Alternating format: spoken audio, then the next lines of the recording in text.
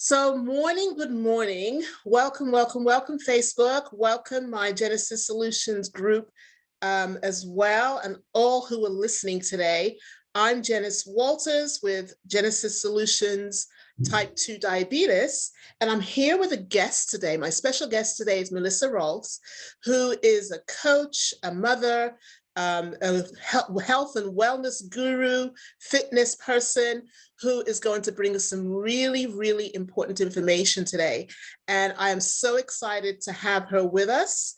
Melissa Rohlfs is here to talk about how to kick the sugar habit, some very helpful tips in terms of those of you who are looking to be well and looking to be healthy, and those of you who are type 2 diabetic like myself, who have overcome some medical challenges and who need all the help and all the tips we can get our hands on, right, Melissa?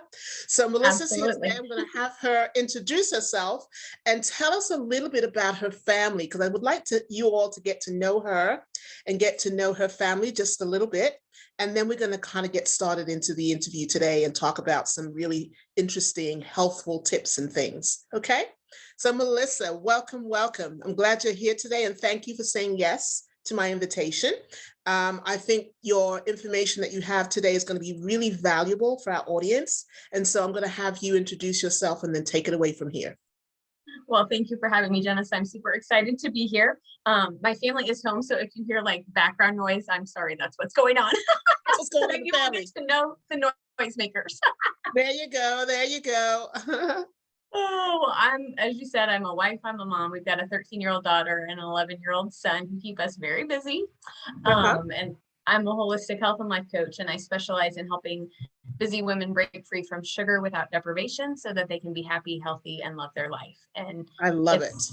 Yeah, it's really kind of funny that I'm doing this. Love it, love it, love it.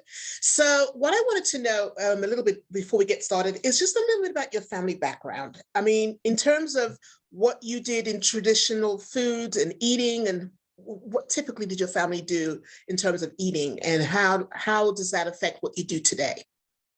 Sir, you want to know like where we were and where we are now, or where we are now? Yeah. So in terms of your family traditions, what kinds of foods did you guys enjoy?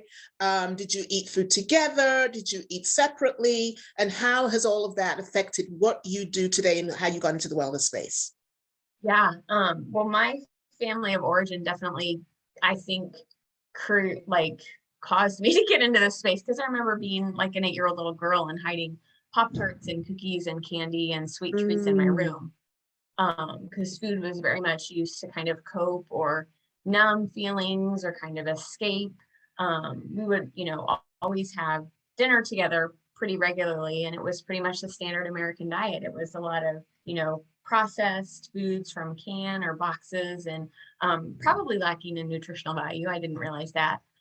So for me to make that shift to our family now, having more whole foods, and we still eat together, but just really kind of, eating more nutritiously, I would say, than what I grew up with.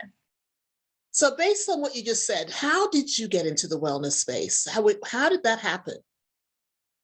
It's quite funny because, I was that 8-year-old little girl, but it was about 11 years ago, and we had a newborn baby who wasn't sleeping through the night, so I was exhausted. We had a 2-year-old with some sensory challenges and undiagnosed food allergies. My husband was traveling for work, and on top of that, I had just gotten diagnosed with PTSD from childhood trauma. So because of my diagnosis, I pursued a naturopath and met with her and discovered that all of my vitamins and minerals were kind of in the toilet, basically. And so learned about supplementation and just the impact of food on overall health, not just weight, because I think we think only in terms of food with weight, yes, but it impacts so much more. It does. It really does. So in terms of that then, so you had some childhood trauma like myself, and so that kind of dictated how you related to food. And I know that some of the things that I get asked when I'm talking to a couple of my clients, or I'm talking to people in the group, that they have a question about why they have this emotional roller coaster in the very beginning. So let's talk a little bit about that and what you've experienced with your clients in terms of there's a very strong emotional attachment to food. And so when they get that diagnosis, it's like, oh my God, I've got to give up this. I've got to give up that. And I can't eat this and I can't eat that. Can we talk a little bit about that and what you've experienced? Is that similar to what I've experienced? And can you tell us a little bit about that? Yeah, absolutely. So I'm a big proponent of where the mind goes, the hand follows. So the more that we tell Yes. ourselves we can't have something, it's bad, it's this or that, we're going to want it all the more. So I Yeah. think if we can flip that mindset, Janice, and say, I can have this, I get to have this, this is the best choice for me right now, it makes me feel amazing. That makes it more exciting. And I think we're more drawn to that. I can agree with that.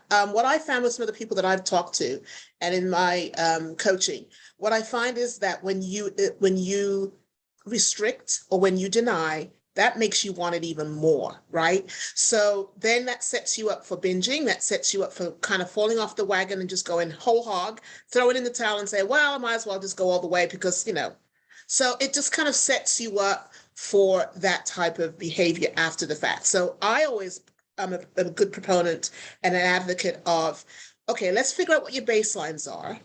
Let's figure out what your trigger foods are. Mm-hmm. And then possibly we can reintroduce those on a moderate level sometime in the future. So let's just kind of set a baseline first and see what your trigger foods are and what foods you really can't feel like you've got to give up. And maybe on a moderated level or a controlled level, we can reintroduce some of those things so you don't feel like you're being denied and you don't feel like you're restricting yourself. And this way you're setting yourself up for a successful adherence to the program. So that I find to be very, very similar with my coaching as well.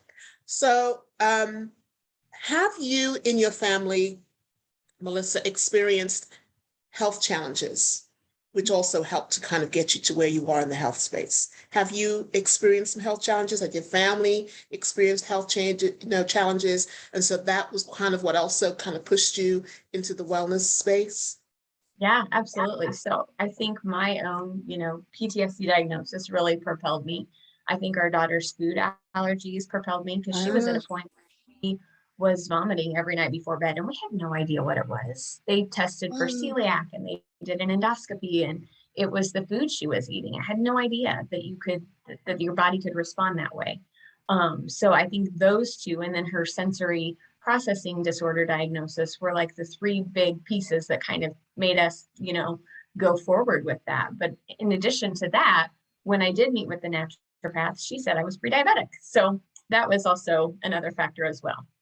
So pre-diabetic diagnosis. So when you got the diagnosis, well, first of all, let's just talk about your daughter before we get into the Okay. diabetes. So in terms of your daughter's diagnosis, does it have anything, and if you don't want to go into any details, that's okay.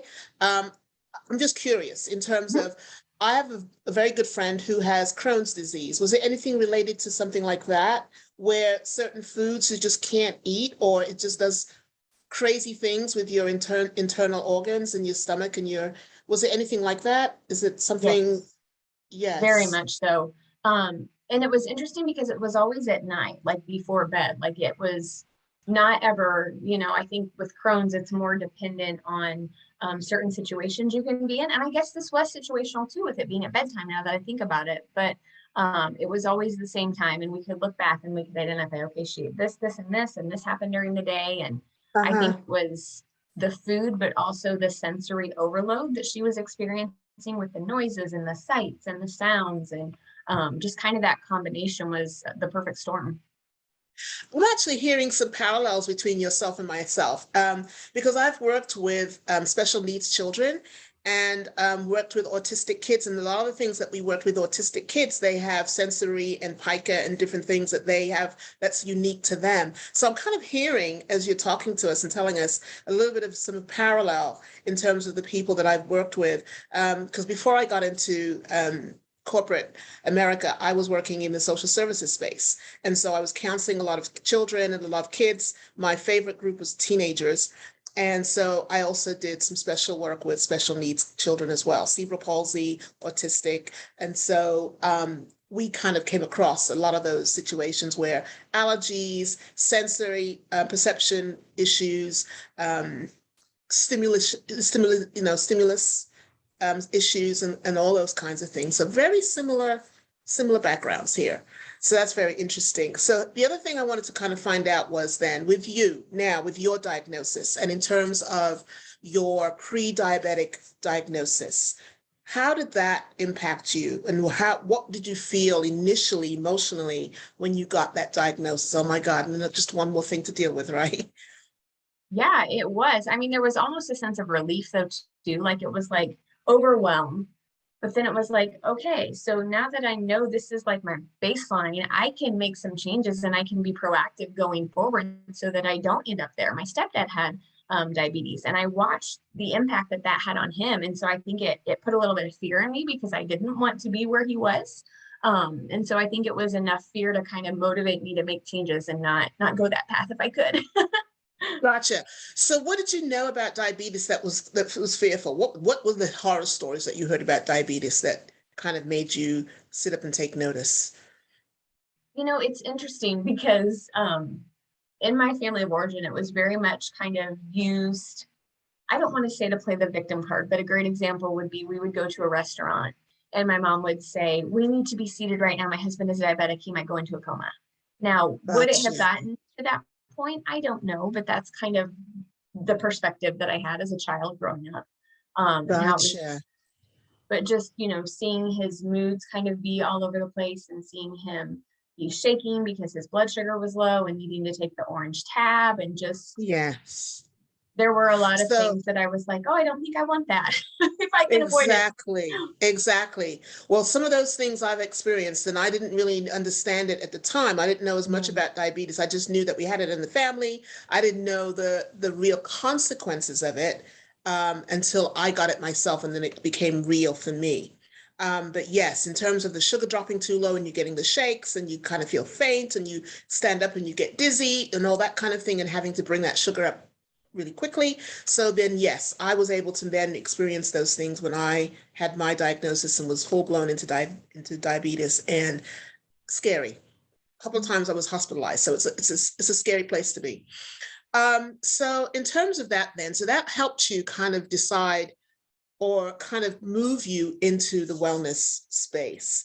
So tell me how your life is different now with your wellness than when you were growing up. How is it different now? What do you do on a daily basis to kind of keep your family healthy, keep yourself healthy? What do you do?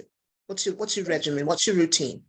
it's so different. I mean, it's like night and day different from what I came from. I get up early in the morning and I'll get up and I'll have my hot lemon water because that helps to detox the body. I'll spend time in prayer and reading and just kind of setting my day up in a quiet space, which is helpful Yeah, for me. yeah. We'll do quite a bit of supplementation. We use food as medicine rather than just to eat a meal and get it over with. Like we try to really integrate the way that food impacts our body and our moods and our vitamin needs and our mineral needs. We are pretty non-toxic. Like we don't use common products in our house because of the toxic load on them. Like it's polar opposite of the way that I grew up. Gotcha. I like what you said about using food, not to as a meal, but really as a healthy supplemental type of thing. And the fact that you combine that with your holistic knowledge is really interesting to me, because what I've been finding that lately, actually the last few years, been trying to move away from meats and that kinds of thing and move more to plant-based and more holistic as well. Now, not everybody who's holistic is, meatless, but I have found that with me, I tend to like enjoy vegetables and fruits more. And I know that they're healthier. And I know back in the Bible days, back to Eden, that's Daniel. what they ate. Yeah. Nuts, fruit, vegetables. They didn't have Yes. all this packaged stuff that we have today and this Yes. processed stuff that we have today. So I'm kind of moving towards back to Eden days, and so I'm doing a lot of plant-based food. I'm doing a lot of live foods. So I'm doing a lot more of that. And so my signature has actually become the salads, because I used to hate salads. I used to think, oh my God, that's rabbit food. I don't want a salad, right?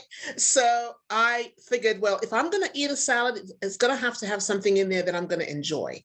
So I then started to experiment with salads, and then salads became my signature thing that people would ask for when I would go to a party or when I would go to the minister's meeting or the women's meeting. Oh, they wouldn't even ask me. They just put my name down. Oh, you're bringing a salad, by the way. So they'd just tell me what I'm bringing because that became my thing.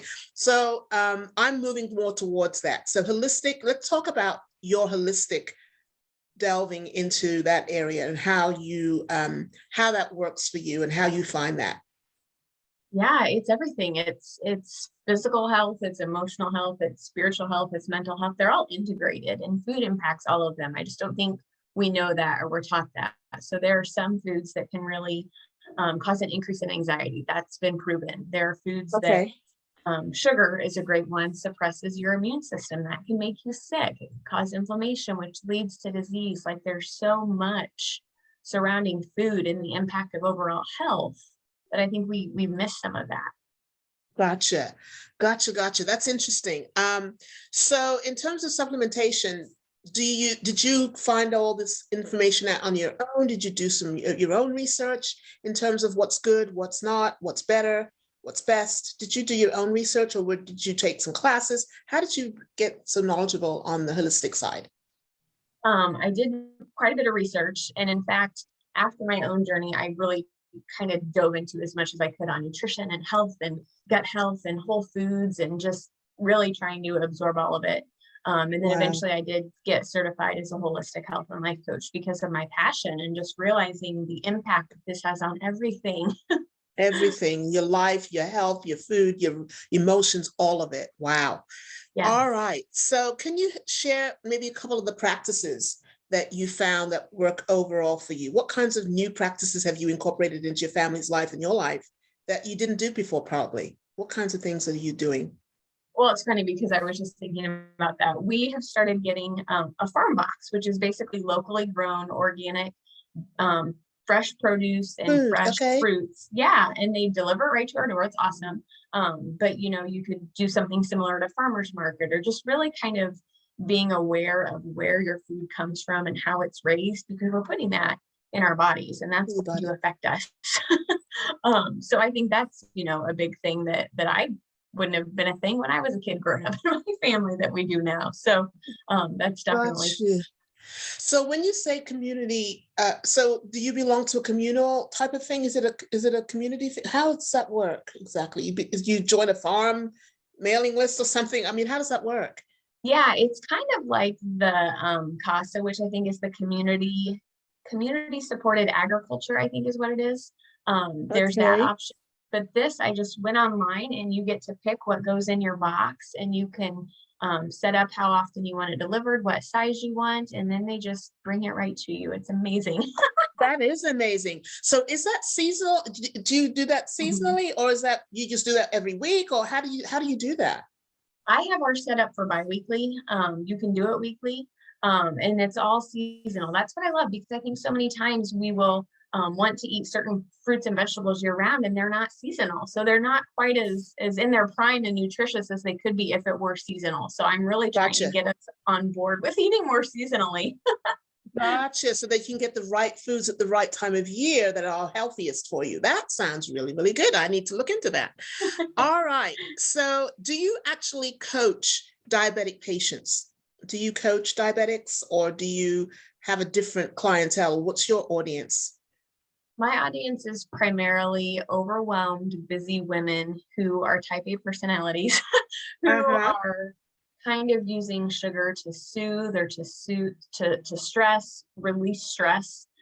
That's primarily my audience. Sometimes, there has been some past trauma and hurt. I think we all are susceptible to that. We all have that in our past, and I think that can sometimes be a piece as well. But as far as the diabetic, I don't believe I've had any patients that have been diabetic, pre-diabetic perhaps, but not diabetic. Got it. So one of I think my nemesis is the sugar. Mhm. So I'm very interested in that part of what you just said, because I have an awful sugar sweet tooth. And so for me, I've had to find substitutes. I've had to find different ways to satisfy that craving. Chocolate, I don't think I'll ever give it up. That's okay. But I've had to find, I've had to kind of get to like dark chocolate, and I've had to kind of get, sugar free and, different substitutes for my chocolate fix. So talk to me about how you go about helping someone with a sugar fix who needs to not be on that sugar fix, or for their health need to find other things to do or substitutes in place of that? How would you go about helping someone with that kind of an issue? I think the first thing is we create awareness around where is the sugar creeping in. Because I think what I've seen a lot is that a lot of people believe they're eating healthy, they're not eating a lot of sugar. And the fact is, sugar is very sneaky, it lurks in a lot of places. And so we really need to identify where the sugar is sneaking in and how it shows up on our food labels, because it might not say sugar, but it might say high fructose corn syrup. It might say brown syrup. Mm. It shows up in different ways. So we really need to bring awareness around where is the sugar creeping in, and then why am I turning to sugar? So it's really building curiosity, I think, around those main two pieces is a great first step. Got it. So being aware of your labels and being aware of what's actually in the foods that you're eating, even though you think there may not be any sugar in there, it could be hidden in some kind of a funky name or some other type of sugar, but it's sugar. Bottom line. Absolutely. Gotcha. All right. So in terms of meals, let's just talk a little bit about, well, before we even talk about the meals, I want to talk a little bit more about the emotional side in terms of when first diagnosed with trauma, or when you're going to get help for that, or when you're going to get help for your diabetes diagnosis or pre-diabetic diagnosis, the emotions that you initially encounter, like the denial, the anger, the frustration, the overwhelm.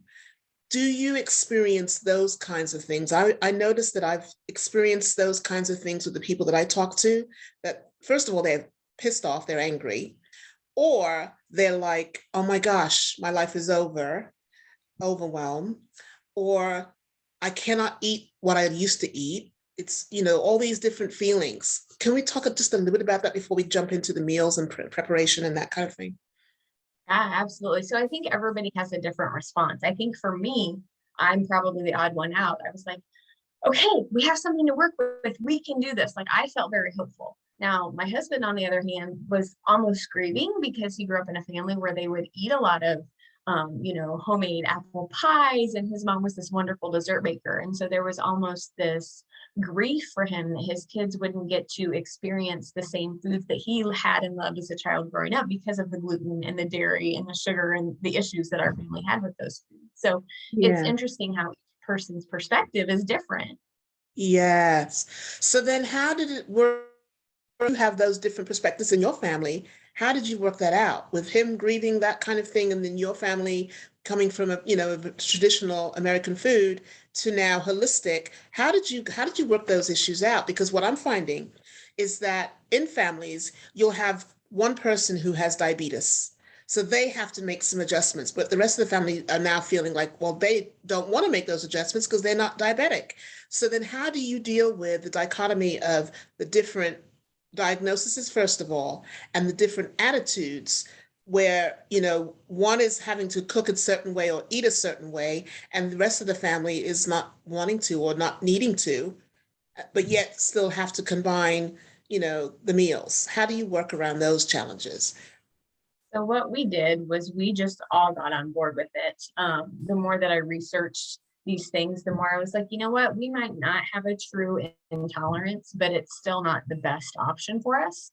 Uh-huh. And I'm one who likes a challenge. So it became fun. Like, okay, how can I recreate this cookie that you had growing up? Like, how can I make it gluten-free and dairy-free and less sugar? Like, how can I make this taste really good and you not know that it's healthy? There you go. So that's what I had to do as well. So then you kind of started to experiment with the foods, make it healthier, and actually kind of find ways to make substitutes and alternatives for that thing. That's awesome. That's awesome. And so now your family, were they able to tell for the most part? Initially they were. There were some Yeah. rough spots, but now it's gotten easier and there's so many more products available. And we do it really well now. In fact, there was some cookies I made the other night. Like, you wouldn't even know that these were not normal. I'm like, what does that even mean? Like, how are you defining this cookie as normal? Like, let's talk about that.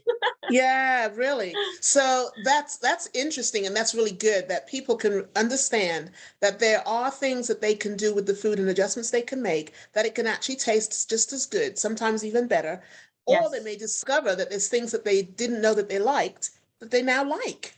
So let's Yes. talk a little bit Yes. about that. In terms of your cooking and your preparation for your family, are there foods or are there things in your family that you never used to eat that you eat now that you actually love? Yes. This is crazy. Our 11-year-old asked for mushrooms. So I will, Oh, cook really? some mushrooms. Yeah, that's a surprising one. But also, like, there are so many fun things you can do. I have a really great brownie recipe made with sweet potatoes. There's Ooh, another really good, I think it's zucchini. I think it's a zucchini brownie recipe too. Like, you can integrate more fruits and vegetables and they taste just as good, but I think it's all in how you position it. It's kind of right. selling And it how you on your prepare it family. too, probably. Yeah. Probably how you prepare it and how you season it. Yes. Interesting. So here's what I would like for you to do, if at all possible, if you ever get an opportunity to visit my group, we Hmm. have something on Tuesdays called Tuesdays Tastings. Oh, And nice. so people will either submit a recipe or, an alternative for my diabetics or the people that want just a healthier choice or an alternative, where you can, if you've come up with something on your own that you've created that you think might be helpful, Hmm. anytime that you think about it. On a Tuesday, I Okay. usually have Tuesdays tastings, and in the comments, you can probably just give us an example of something that you've come up with that you might find helpful or that will really, it'll be an alternative that we could try, Yeah, that my audience could absolutely. try. So that would be awesome if you could do that. Yeah, All of course. right. So have you found that your kids have gotten more interested in healthier choices as well? You said that your family's on board with it now, but have you found that they actually start to look for or ask for?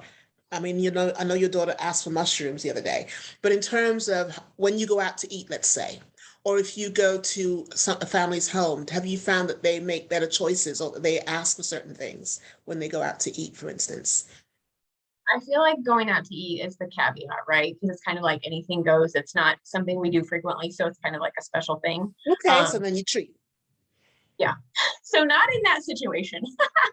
But at Gotcha, home, gotcha. I mean, I look at what I send for their lunches and they take cucumbers, they take peppers. I mean, these are probably not common foods that 11 and 13-year-olds are eating or would be. Not at all, not at all. But they're eating those, and they're having And them they're for asking for lunch. them. Yeah. Oh, that's awesome. That is pretty awesome. So just to know that then your likes and your dislikes can actually change. So people don't feel like they are stuck with what they used to know or used to eat, that those things and those tastes and those palates can actually change and change for the better. So that's hope, I'm Yes. thinking, for Yeah. folks. Um, so as your lifestyle has changed, have you found that exercise or hobbies or movement has also been incorporated or not so much? Yes, absolutely. In fact, I can tell on days when I don't have movement, I'm not quite as I'm a little more edgy, I would say. I feel like it definitely helps my mental health because it releases those endorphins and Yeah. just feel good chemicals that we need. So what do you do typically? What does your family do? What do they enjoy doing? Do they go, hiking? Do they run? What does your family do? Well, my husband and I love to hike. The kids not so much, but they have since we've moved here, we have started to really enjoy pickleball as a family. So that's been fun. The kids like basketball, so I'll walk down to the basketball court in our neighborhood and watch them shoot hoops. Oh, I like to hike. cool. And then I also like to do some weight training and walking when it's nice outside, which most of the time it is. So Cool. So tell me a little bit about pickleball. I've heard of it, but I'm not really sure what that is. I'm sure maybe my audience would be asking that same question. What is pickleball? Tell us a little bit about that.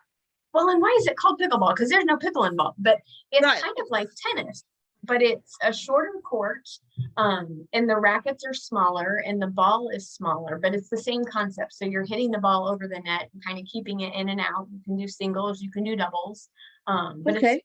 pretty comparable to tennis. Really? So I know that tennis is very popular here in the US. Where Mhm. I'm from, badminton is something that's really Yes. popular. So is Mhm. it more of a lighter ball, or is it the same kind of ball that a tennis game would use, or is It's it a almost like a shuttlecock wiffle that ball. like a wiffle ball? Yeah. Oh, so it's smaller. Yeah, it's bigger in size, but it has the holes like the wiffle ball does. So I would say it's probably more like a tennis ball size, but more formatted like a wiffle ball. Gotcha. So then you guys play that, and then Mhm. the guy and the girls well, the son and your daughter, they shoot hoops. Yep. Awesome. Does your husband have a particular hobby that he likes or enjoys besides the hiking? Hiking, walking, weight training, those are kind of his Okay. athletic movement things. Okay, cool. All right. So before you got into the holistic wellness space, were you active then? Were you active growing up, or were you active in school? Did you find, that you were interested in sports or interested in hobbies that were outdoors or anything that got you into the movement? I was in sports. I got cut from the volleyball team in middle school and I didn't play basketball, but I did other things like cheerleading and dancing. And Okay, I cool. danced from the time I was 2 up until I graduated. I Oh, did swimming, cool. tennis. Cool. So I've always been a proponent of movement. Like I've always moved, even in college when I was stressed, I would go work out, take group fitness classes and that sort of thing. Very Um, cool. Very cool. I like to be outside more now than I did when I was younger. I hated to be outside when I was younger. So you're an outdoors type of person now, more so. Yes. And that's probably more because of the holistic way that you went. The nature and more natural is probably more attractive to you now than when you were growing up. So that's interesting. All right. So how do you monitor your sugar now? Because you told me that you had a pre-diabetic diagnosis at one point. So how do you manage that now? Do you take your sugar levels? Do you not have to because of the way you've incorporated your food? Are you normal now in terms of your sugar levels? Tell us a little bit about that. Yeah, I don't monitor at all. It's primarily controlled through diet and exercise. I eat, whole foods, I would say 95% of the time. I do have chocolate chips every day. I have some dairy-free chocolate chips just to get my fix. And I think knowing that I'm going to have that later makes me not want to binge during the day. Because we talked about if you think you can't have something, you want all the more. So for me, Right. knowing, you know what, at the end of the day, I'm going to have some chocolate. It's going to be okay. I think that helps. Well, it's awesome that you were able to look forward to that at the end of the day and have it kind of built into what you do in terms of what foods you take in. So that's important, being able to look forward to something that may be a little bit indulgent, but then yet still is something that's not going to throw you off course at all because you've actually built it in and you look Yes. forward to that. That's an awesome thing. All right, let's see what else we need to talk about. So the next steps for you, I want you to kind of talk about what your, you once you got into the wellness space, you then now decided coaching or talking to women would be where you wanted to be helpful the most. How did you get involved in that? And we're going to talk about your coaching and your business now, but how did you get into that? Yeah, I after my own experience, I knew that there were other women who were where I was. And I feel like I had such a long, drawn out experience, Janice, of like, okay, I got the trauma diagnosis, then I met with the naturopath, and then we changed our diet, and then I incorporated different movement and supplement. Like it was such a long, drawn out process. I'm like, there has to be a way to make this more simple for people. And there has to be a way to meet them where they're at because I can't expect people to do what I did and get the same result because we're different. So really started researching health coach schools and found one that I loved and resonated and signed up. And that was, I think, the first time where I was like, okay, I need to do this. Like there was Yeah. no doubt. Gotcha. So then tell us a little about the school. What was that process like? Yeah, it was great. It's Health Coach Institute, and I filled out the little form online and talked with one of their admissions people and enrolled and started the training and got certified in health and life. And it was life changing on so many levels. And what was really neat was my husband even said before I started, if you go into this and you don't end up coaching and we don't make a dime off of this, what you're going to learn from this is going to be worth it for our family. And he was so right. Wow. So not only was it for your family, but it was, well, not only was it for the women that were similar in similar spaces like yourself, but also your family, your husband realized and recognized that your family would definitely be on the receiving end of those benefits for you to go into this. So it was all enrolled into this. When you said the family was enrolled, the family was truly enrolled in your new walk and in your new space and in your new vision. So that's pretty awesome to see. What I'd like for my audience to be able to know how to get in touch with you. So what I'm going to do right at this point is to share my screen or have you share your screen. I think I've given you the ability to do that. Let me just make sure that I did. Yep.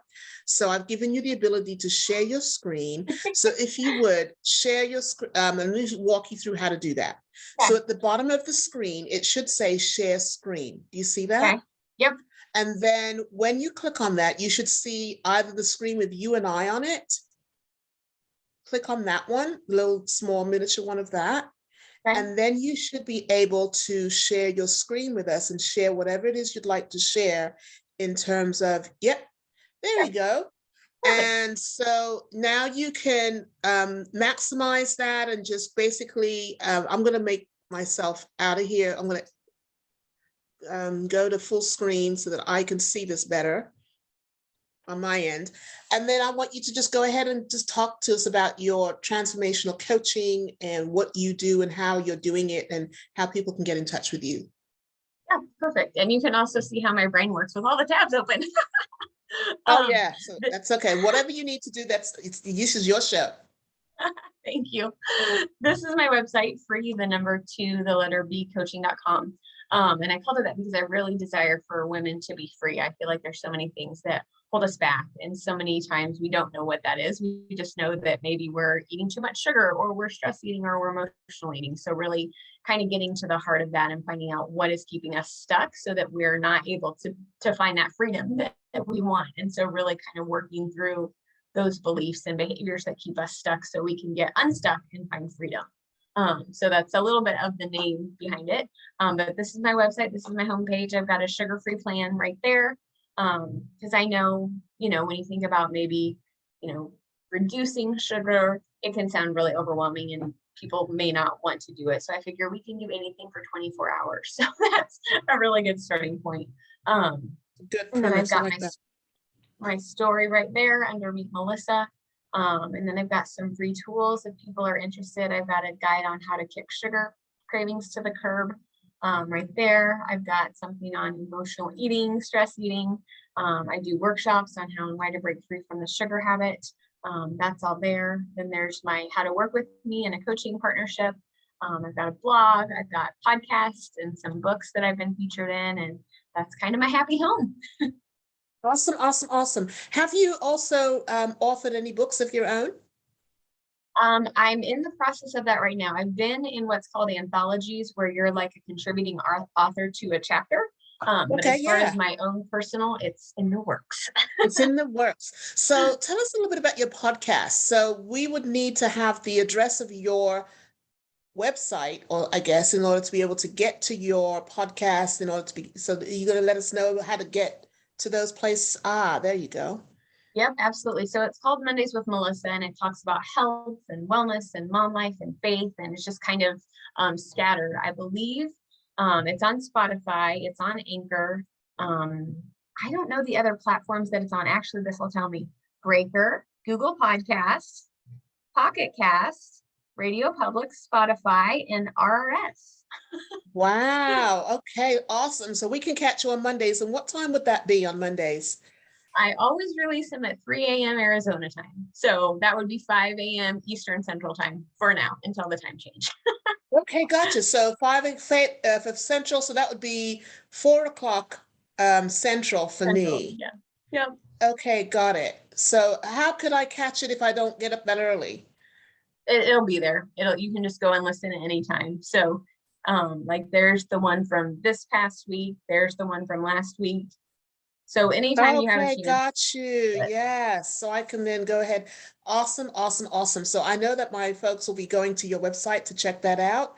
I see some really interesting things that I would like to kind of find out more about in terms of my sweet tooth for sure. Mhm. So I will be checking out your podcast and also checking out your blog. Um, what kinds of things do you cover in your blog currently? Do you cover the same kinds of things that's on your podcast typically? I do. And then like with February being Heart Month, I talk about heart health. I don't want to say a lot, but I talk more on the blog about probably being anti-diet culture and just the impact that that has on things. Yeah, it's pretty diverse. Gotcha, gotcha, gotcha.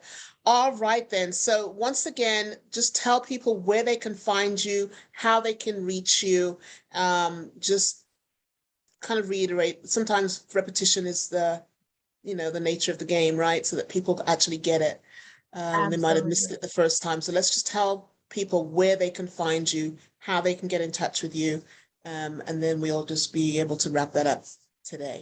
Absolutely. Free, the number two, the letter B, coaching.com. So free2becoaching.com. It's right up there if you can see that in the Yep, we can see it. perfect. Free2becoaching.com is where you can find Melissa Rohlfs, and you can find her blog, and you can find out about her podcast and find out a little bit about her story, and how she got started in the wellness space and working with women who are similar to many of us out there. So I wanted to go ahead and say thank you, Melissa. If you could just go ahead and stop sharing for Yep, me I was at the headed bottom there. of this. I just wanted to thank you for coming on board today and being able to talk about what it is that you do and the people that you impact and the women that you impact based on what your experiences have been growing up and what your experiences have been with your family and your own diagnosis. Really, really helpful stuff that we found out today. Really interesting stuff about how to kind of move a little bit more towards the wellness and health and holistic side, and how that can be so beneficial into your overall health. Want to thank you so much on behalf of my Jenisys Solutions Type 2 Diabetes group and also Facebook. We are very, very indebted to you for coming forward today with all your information, and we know exactly how now to find you. So thank you for saying yes, and thank you for being here today and for being my guest. Thank Of you. course. Thank you for having me. I hope it's helpful. I just want people to know that there is hope. Absolutely is helpful. And for those that don't know exactly where to start, here's one good place they can start. Just kind of getting a real diagnosis of, the holistic, what their nutrients are that they're missing, all of those vitamins that they need, and then being able to kind of get that going. And then also to have some alternatives in terms of the food and knowing how to read labels and to look for things that are hidden, the sugar that's hidden in the food that we think we're eating healthy and we're really not. So kind of just being educated. So that's awesome. So thank you again for being here, Melissa, and we thank you for being here today. Thank you.